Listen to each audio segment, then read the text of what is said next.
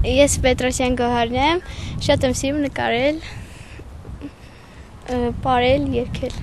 Ուզում եմ իմ առանձին նկարչության ցուցահանդես ունենամ, մեծ։ Իմ անունը Ջուլակյան Հովհաննես է,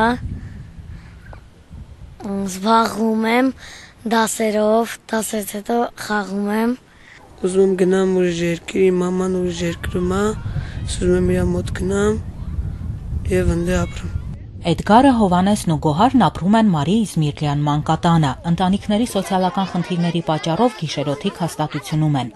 Արարատյան հայրապետական թեմի Արարատ հոգևոր միության անդամները փորձել են պարզել մանկատան բնակիչների հետաքրքրությունները։ Երեխաները ծիծեռնակաբերդ այցելելու ցանկություն են հայտնել։ Այսօր նրանք դաստիարակների ու Արարատ միության անդամների հետ ծիծեռնակաբերդի հուշահամալիրում էին։ Միությունը աշխատում է տարբեր դպրոցների գիշերօթիկ հաստատությունների հետ, նեցուկ լինում երեխաներին հոգևոր ու նյութական կարիքների հարցում։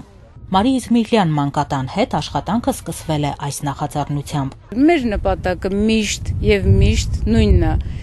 Երիտասարդությանը մանկատան կլինի, գիշերօթիկ դպրոցի կլինի, օժանդակ դպրոցների եւ մեր հասարակության ամենատարբեր խավերին ներգրավել եկեղեցական կյանք։ Առաջին ցեղասպանությունը, հայերի ցեղասպանությունը Երեխաներն ու Արարատ հոգևոր միության անդամները շրջեցին ցեղասպանության թանգարանում, ծանոթացան հայոց պատմության այդ եղարական էջերին։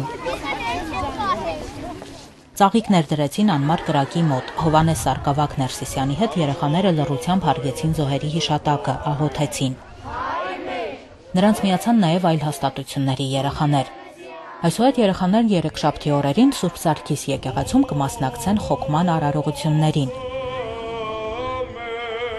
Իդեպ ապրիլի 24-ից օրեր անցել ծիծեռնակաբերդի բարձունքը դեռ լի էր դպրոցականներով ու զբոսաշրջիկներով։